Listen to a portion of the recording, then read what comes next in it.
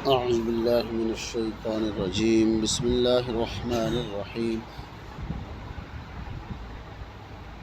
إذا جاء نصر الله والفتح ورأيت الناس يدخلون في دين الله أفواجا فسبح بحمد ربك واستغفره إنه كان توابا صدق اللہ۔ سورۃ النصر مدنی صورت ہے۔ فما اذا جاء نصر اللہ والفتح، جب آ گئی اللہ کی مدد اور نصرت اور فتح، ورأیت الناس، اور آپ دیکھیں گے لوگوں کو، یدخلون فی دین اللہ افواجا، جو اللہ کے دین کے اندر داخل ہو رہے ہیں فوج در فوج، گروہ در گروہ، جماعت در جماعت، بڑی تعداد کے اندر۔ فسبح بحمد ربک واستغفر، بس آپ حمد بیان کیجئے، تسبیح بیان کیجئے اپنے رب کی، واستغفر، اور اس سے بخشش طلب کیجئے، مغفرت طلب کیجئے، انہ کان توابا، بے شک وہ بہت زیادہ توبہ قبول کرنے والا۔ سورہ نصر کا شان نزول، یہ آپ صلی اللہ علیہ وسلم کی وفات سے تقریباً 2 سال پہلے سن 8 ہجری کے اندر سورہ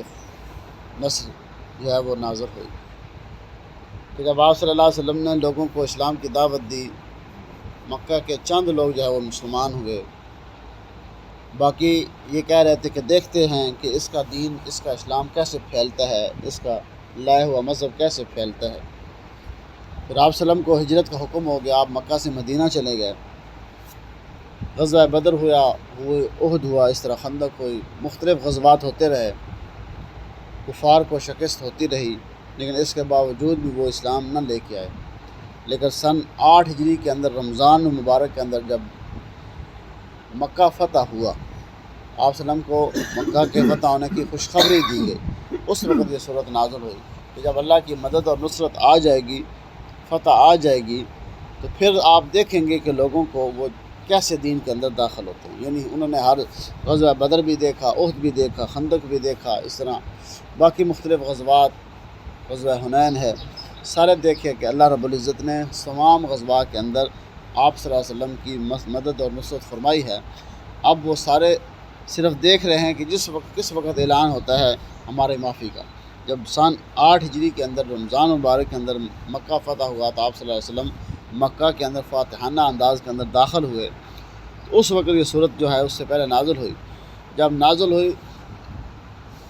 تو آپ صلی اللہ علیہ وسلم نے اپنی بیٹی حضرت فاطمہ کو بلایا اور فرمایا کہ بیٹی، مجھے اللہ کی طرف سے بلاوا آ گیا ہے کہ میرے اب دنیا کے اندر دن جو ہیں وہ تھوڑے ہیں۔ یہ بات سن کے حضرت فاطمہ الزہرا رضی اللہ تعالیٰ عنہ رونے لگی،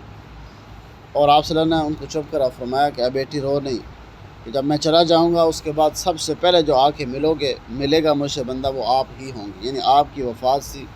میرے جانے کے کچھ عرصہ بعد، یعنی آپ صلی اللہ علیہ وسلم کی رحلت کے بعد حضرت فاطمہ الزہرا بھی دنیا کے اندر صرف 6 ماہ رہی ہیں، 6 ماہ کے بعد آپ کی بھی وفات ہو گئی۔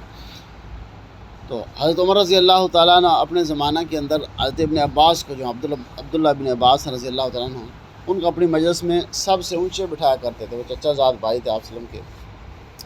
تو کئی لوگوں نے اعتراض کیا کہ آپ اس بچے کو کیوں اپنے ساتھ بٹھاتے ہیں اونچی جگہ پہ؟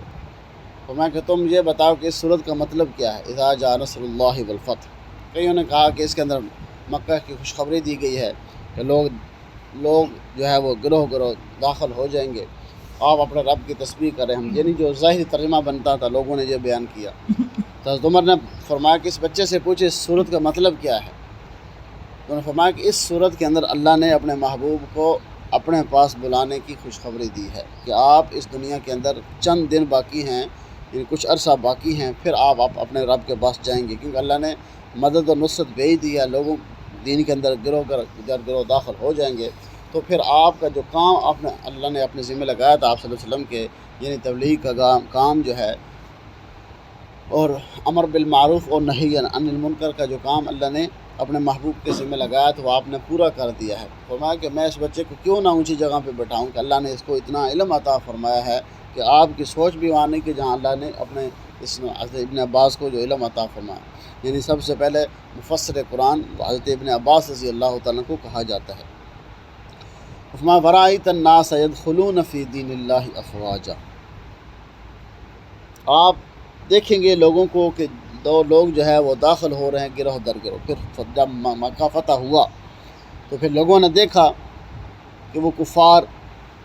جو آپ صلی اللہ علیہ وسلم کے جانی دشمن تھے، آپ کی جان کے درپے تھے، آپ کو قتل نعوذ باللہ قتل کرنا چاہتے تھے، جب مکہ فتح ہوا، عام معافی کا اعلان ہوا، تو پھر لوگ مکہ والے بھی اور ارد گرد کے بھی سارے لوگ جو ہے وہ اسلام کے اندر فوج در فوج، گروہ در گروہ، جماعت در جماعت داخل ہونے لگے۔ تو پھر اس کے بعد اللہ نے اپنے محبوب کو کیا حکم دیا؟ فسبح بحمد ربک واستغفر، آپ اپنے رب کی تسبیح بیان کیجئے، حمد بیان کیجئے اور استغفار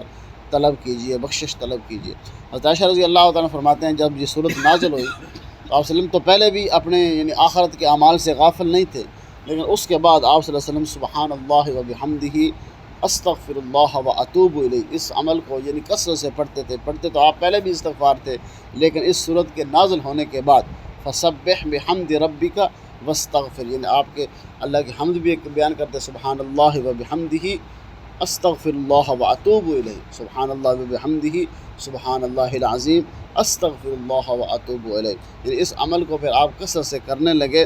اور علماء نے یہ لکھا ہے کہ جو آدمی دین اسلام کے اندر بوڑھا ہو جائے، یعنی نماز روزہ اسی طرح دین اسلام کی جو دعوت دیتا ہے، اس حال کے اندر کہ وہ بوڑھا ہو جائے تو پھر اس کو یہ چاہیے کہ وہ اس عمل کو کثرت سے کرے کہ اللہ رب العزت جو اس کی کیے ہوئے پچھلے اعمال ہیں ان کو قبول فرما لے، اس کے اندر جو کمی کوتاہی ہوگی اس کو معاف فرما دے۔ یعنی آپ صلی اللہ علیہ وسلم کو بھی یہ حکم دیا گیا ہے، آپ نے جو دین اسلام کا جو کام کیا ہے، آپ کے ذمہ جو کام لگایا گیا تھا وہ آپ نے کما حق ہو اسی طرح ادا کیا ہے جس طرح حق ادا کرنے کا تھا، لیکن اس کے باوجود اللہ نے کیا فرمایا ہے کہ آپ اپنے رب کی تحمید بیان کیجئے، حمد بیان کیجئے، تسبیح بیان کیجئے، واستغفر، اس سے بخشش طلب کیجئے، اس سے معافی طلب کیجئے، انہ کان توابا، بے شک وہ بہت زیادہ توبہ قبول فرمانے والا ہے۔ یعنی جب انسان استغفار کرتا ہے، اپنا کوئی بھی عمل کرتا ہے، اس کے بعد استغفار کرتا ہے تو استغفار سے کیا ہوتا ہے؟ اس عمل کے اندر جو کمی کوتاہی ہوتی ہے، جو کمی بیشی رہ جاتی ہے، اللہ تعالیٰ معاف فرماتے ہیں، اس عمل کو قبول فرماتے ہیں اور انسان کی توبہ بھی قبول فرما لی جاتی ہے۔ اللہ عمل کی توفیق نصیب۔